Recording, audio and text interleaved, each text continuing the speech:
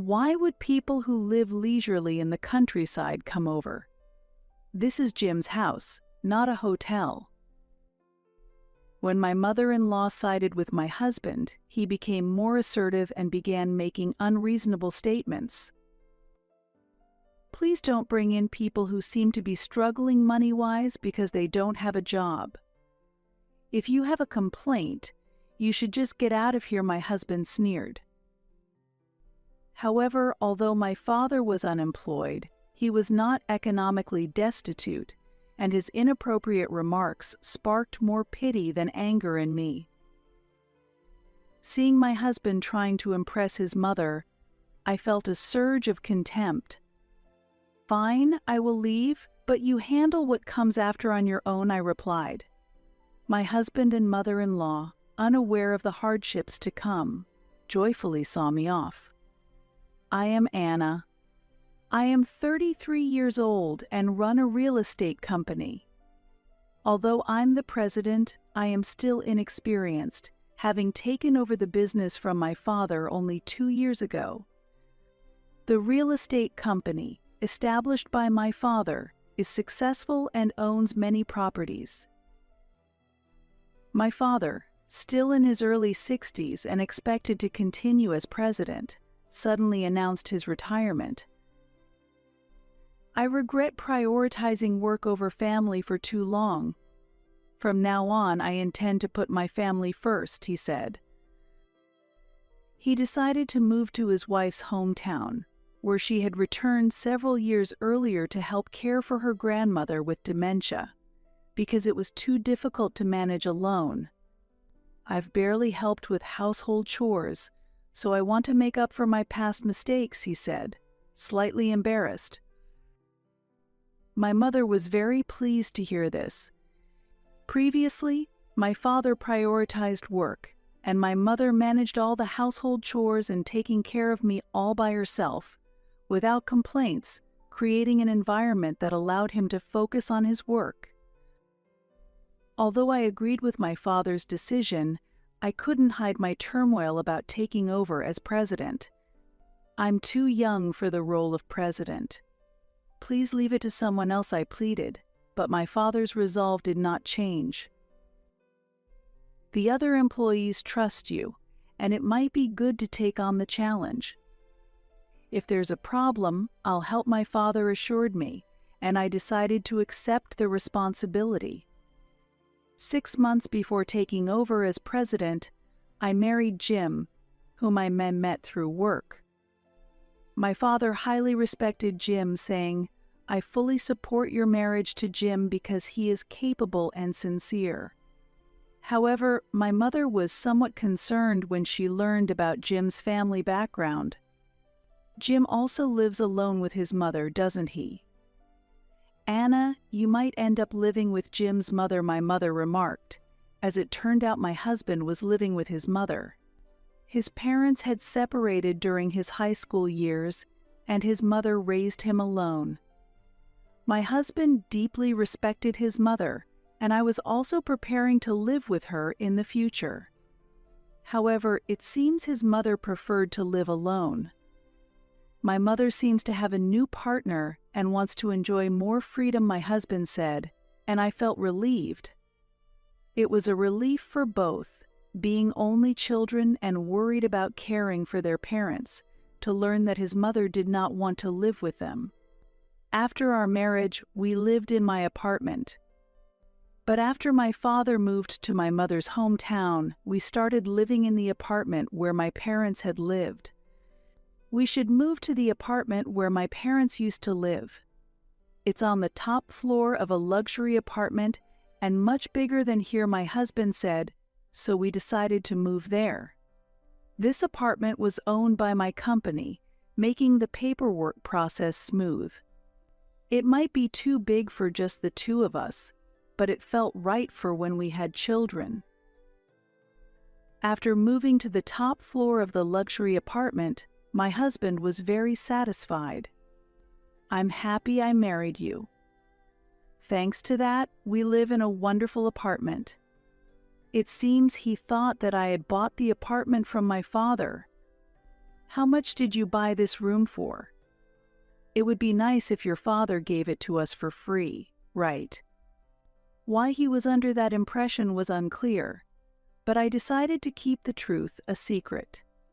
By letting him believe we had bought the expensive apartment, I hoped he would contribute to the living expenses. Previously, my father had said my husband was responsible, but ever since we got married, he had hardly paid any living expenses.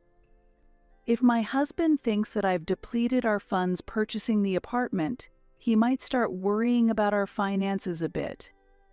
He has been assuming that I will cover all expenses even after I became president, and I felt it was unfair that he contributed nothing to our costs. Shortly after we began our life in the new apartment, my father called.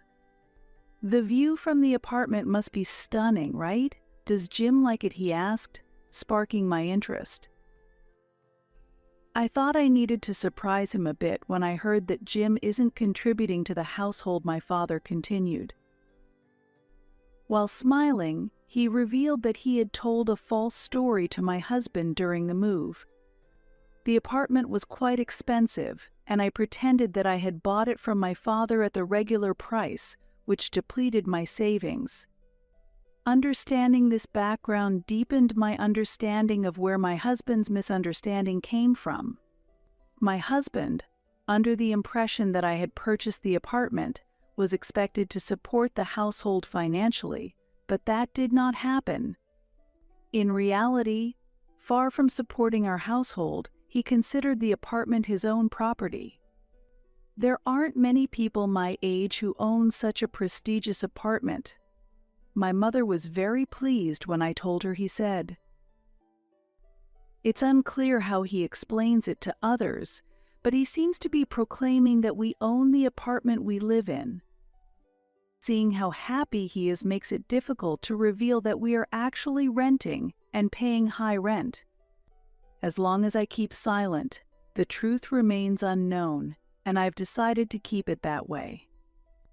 After we moved into the luxury apartment, my mother-in-law started visiting more often. Jim always said it, but this view is truly wonderful.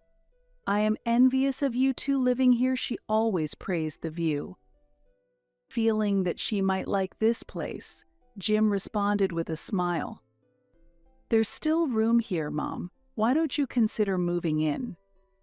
Your old house is getting too old and uncomfortable, isn't it? He suggested. Seeing my surprised face, my mother-in-law seemed to realize something. If I come here, Anna might not be pleased, so I'll refrain, she said regretfully. I was shocked that my husband had suddenly changed his opinion about living together, which hadn't been discussed before. Feeling that my mother-in-law was trying to avoid cohabitation for my sake, I explained my feelings. I think it's better to maintain a proper distance with you, Mother. From my experience with my family, I believe it's important to respect each other even in close relationships. I'd like to discuss the cohabitation issue thoroughly with my husband. My mother-in-law looked a bit displeased but did not argue further. After she left, I asked my husband about the situation. Wasn't your mother planning to live with her new partner? I asked, to which my husband frowned and retorted, Don't interfere with what my mother decides. This is my house. There's no problem if my mother lives with us. It seems he thought this house was his own. The apartment we live in is a rental, so it belongs neither to me nor to my husband. Since I registered my husband as the leaseholder when we signed the contract, he might be under the impression that he purchased the property. I explained the details of the contract to him, but he did not check them thoroughly and misunderstood that he had bought the property. Thinking that telling him this apartment isn't his would make him angrier, I avoided that discussion. Moreover, the possibility of my mother-in-law moving in troubled me. I don't mind if your mother moves in, but her new partner isn't coming with her, right? I asked cautiously, and my husband was also at a loss for words. While I can accept living with my mother-in-law, I want to avoid welcoming her unknown romantic partner. Since my husband had previously mentioned the possibility of his mother remarrying, that issue has been on my mind. Even when I asked him, he avoided giving a clear answer. Lately, he has been coming home late every day, and our conversations have decreased compared to before. I've been upset for a while that he doesn't pay living expenses, but learning that he is unilaterally planning to have his mother move in was both surprising and disappointing. Distressed by my husband's issues, I contacted my parents' home for advice. I'm worried Jim might invite his mother to our apartment, but how should I handle it? I asked, and after a moment of silence, my father responded. I thought you might end up living together eventually, but this seems early. But will she really move in?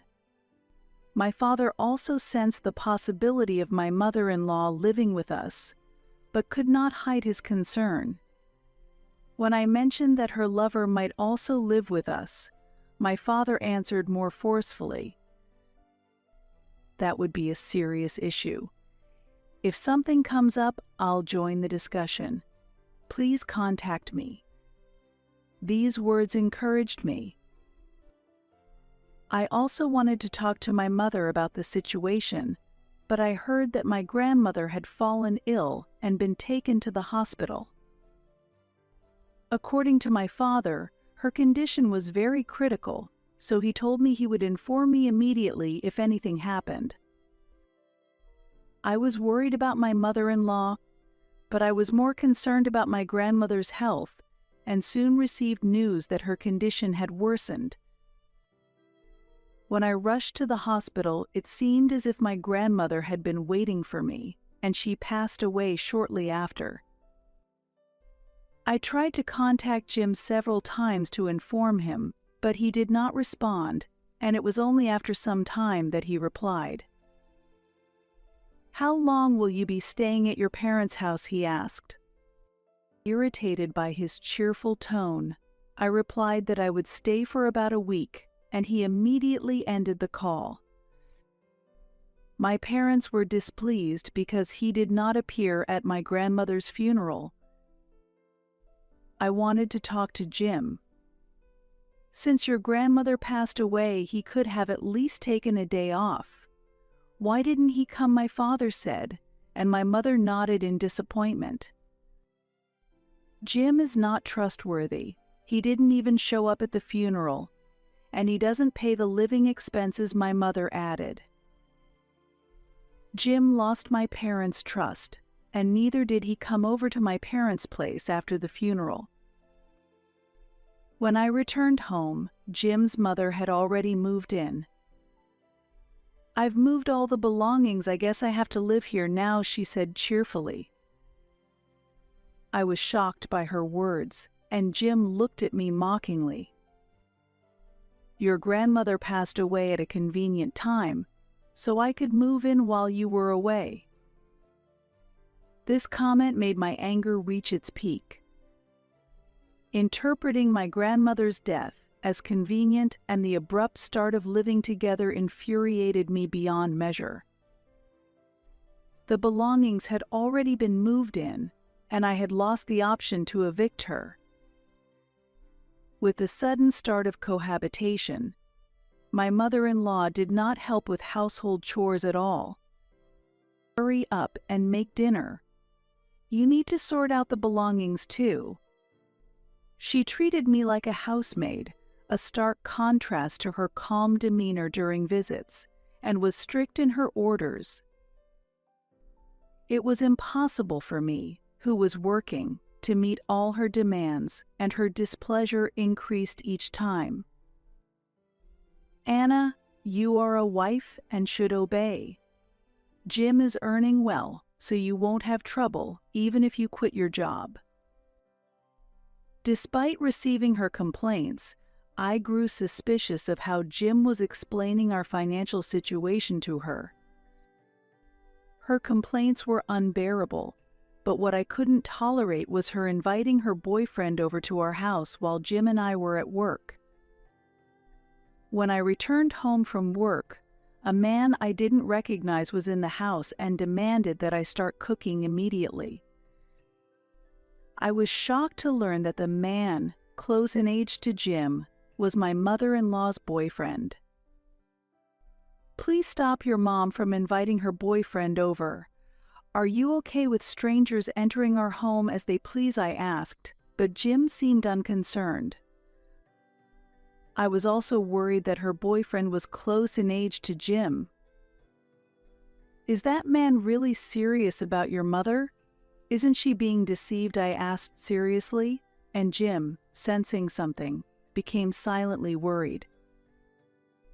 The man was flashy, wearing expensive accessories and a watch, not seeming like a typical office worker. Jim, like me, doubted that the man was seriously employed. Just as I was about to discuss this matter with my parents, my mother contacted me. She wanted to stay over for a few days to thank relatives who had helped at my grandmother's funeral, she told me. She said there was something she needed to tell Jim. "Actually, my mother-in-law has already moved in. Let's talk about it while everyone is here." My mother was shocked to hear this. My parents wanted a serious conversation with Jim and his mother, so when I conveyed this, Jim was furious. "Why are your parents coming over? This is my house now." Hearing his voice, his mother rushed over and demanded an explanation from me. "Why would people who live leisurely in the countryside come over? This is Jim's house, not a hotel." When my mother-in-law sided with Jim, he became more assertive and began making unreasonable statements. "Please don't bring in people who seem to be struggling money-wise because they don't have a job. If you have a complaint, you should just get out of here," my husband sneered. However, although my father was unemployed, he was not economically destitute, and his inappropriate remarks sparked more pity than anger in me. Seeing my husband trying to impress his mother, I felt a surge of contempt. "Fine, I will leave, but you handle what comes after on your own," I replied. When I said that calmly, Jim was at a loss for words, but his mother vehemently objected. "Impudent daughter-in-law, get out. We can manage without you." Confused by her excessive confidence, I took my valuables and left the apartment. Since Jim had not told his mother I was a president, he thought they wouldn't struggle without me. I chose an empty property owned by my company and decided to move there. When I invited my parents to my new home and explained the situation, my mother was furious. "Why did you have to move out of your own apartment? Let's restore everything to how it was." In fact, my mother was under the misconception that the apartment was mine, but my father laughed and revealed that it was rented. My mother had been away caring for my grandmother for a long time and was not aware of the contract details. "We need to tell Jim the reality soon. He can't afford the high rent," my father said, and I agreed, deciding to check the situation myself. When I returned to the apartment after a long time, Jim was there, looking dejected and waiting for me. "I was actually about to contact you. I got a notice about the rent. It's okay to say that I own this place, right?" To clear up the misunderstanding, I showed Jim the rental contract. "This is the contract you signed yourself. How can you say such absurd things?" I exclaimed. Seeing the document, Jim realized he had signed it and his face changed.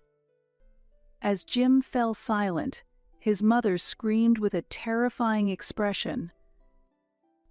"Whether this apartment is rented or not, I am not leaving here. I have already given up my previous residence, and I have nowhere else to go." As my mother-in-law grew angry, I calmly responded that paying the rent was the solution, but she raised her voice even more.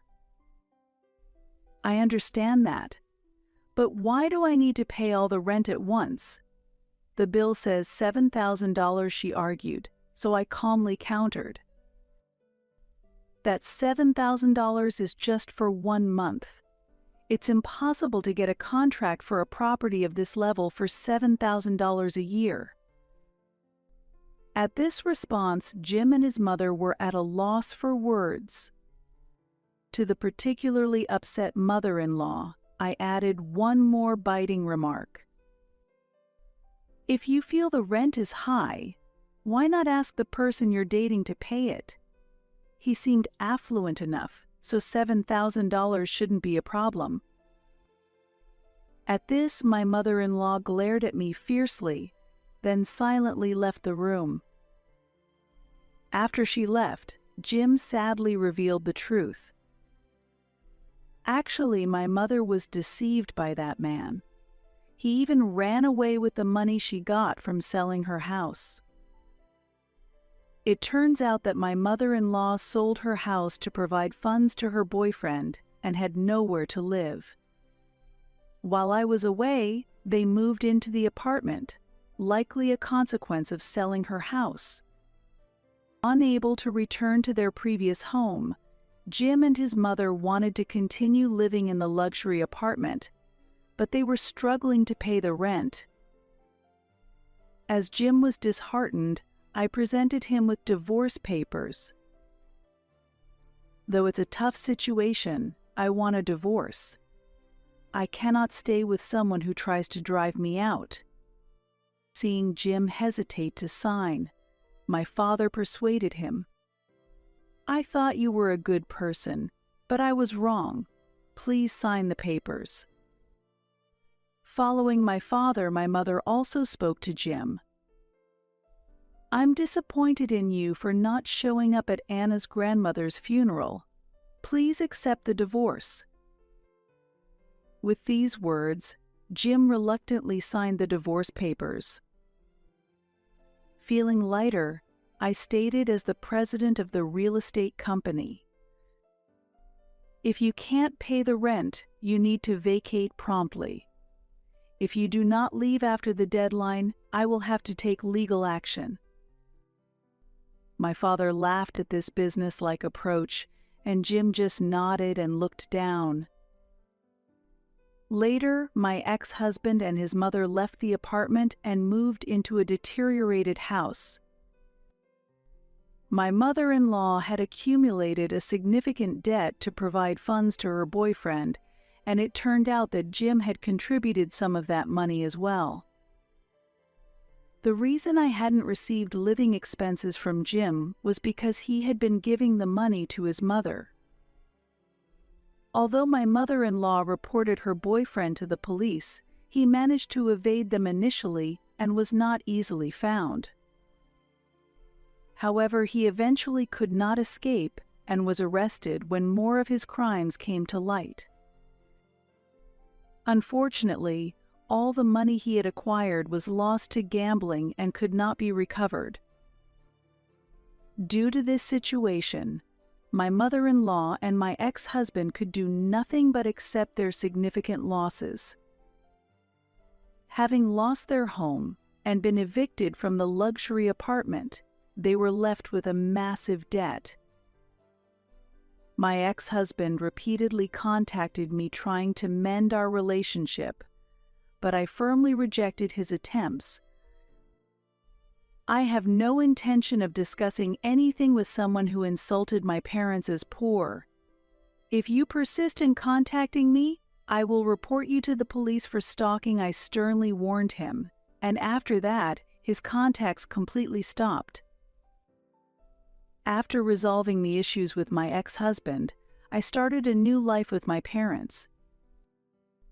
My mother's family home was put on the market and successfully sold. Living with my parents again is different from before, and my days are filled with a new sense of freshness. Through this challenging period, I was once again reminded of the value of my parents' unconditional support and advice. Having gone through many difficulties, I feel personal growth and an increased motivation for my work.